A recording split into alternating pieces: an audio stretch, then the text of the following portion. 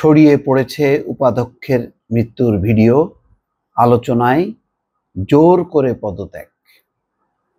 একজন অধ্যাপক একটি কলেজের, তিনি উপাধ্যক্ষ এস এম আইয়ুব, তিনি চট্টগ্রাম নগরের হাজেরা তজু ডিগ্রি কলেজের সাবেক উপাধ্যক্ষ।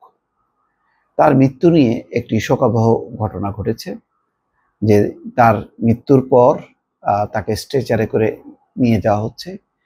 শিক্ষার্থীরা কান্নাকাটি করছে এবং একই সঙ্গে ক্ষোভ প্রকাশ করছে। ক্ষোভ প্রকাশ করা হলো এই যে সম্প্রতি একটি আন্দোলন হয়েছে তার বিরুদ্ধে।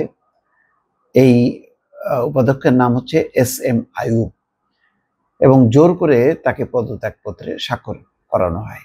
তারপর তিনি কলেজ ছেড়ে চলে যান। বলা হচ্ছে যে তারপরে তিনি মানসিকভাবে বিপর্যস্ত হয়ে পড়েছিলেন এবং তারপরই তিনি স্ট্রোক করেন। স্ট্রোক করে তিনি মারা যান।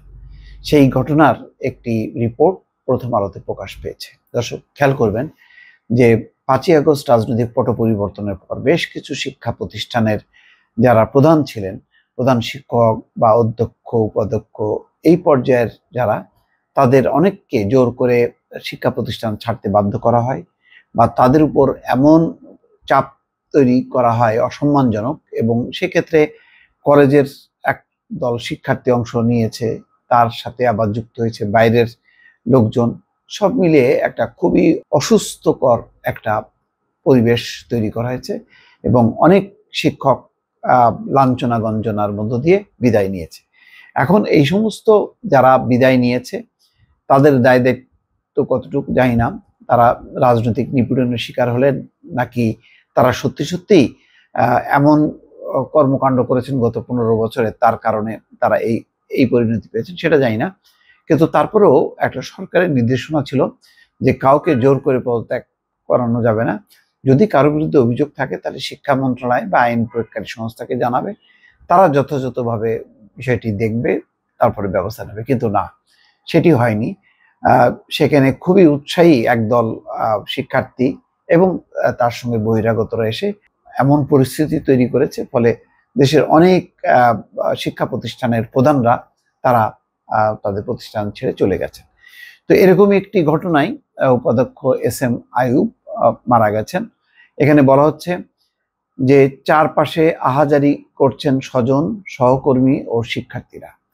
কেউ কান্নায় ভেঙে পড়ছেন, এমন দৃশ্যের একটি ভিডিও আজ শনিবার দুপুরে পর সামাজিক যোগাযোগ মাধ্যমে ছড়িয়ে পড়েছে।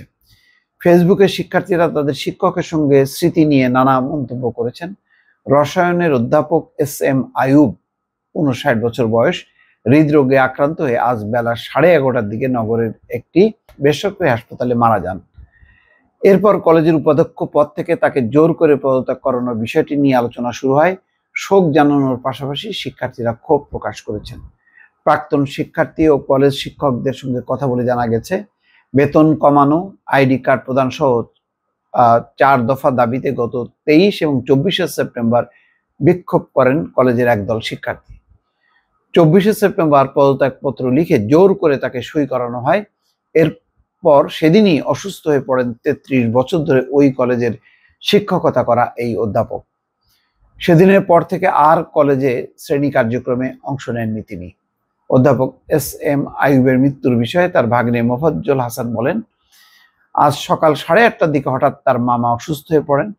পরে তাকে নগরের বেসরকারি এভারকেয়ার হাসপাতালে ভর্তি করানো হলে বেলা 11:30টার দিকে তার মৃত্যু হয়। তিনি স্ট্রোক করেন। মোফাজ্জল হাসান বলেন, জোর করে পদত্যাগ করানোর বিষয়টি নিয়ে মানসিকভাবে বিপর্যস্ত ছিলেন এস এম আইয়ুব। ফলে তার একটি পরিণতি হচ্ছে হার্ট অ্যাটাক, হৃদরোগে আক্রান্ত হয়ে মারা গেছে। এখন একদল শিক্ষার্থী দাবি পূরণ করলো সত্য, কিন্তু অসংখ্য শিক্ষার্থী এখন তাকে ঘিরে কান্নাকাটি করছে, শোক জানাচ্ছে। দর্শক ভালো থাকবেন, আল্লাহ হাফেজ।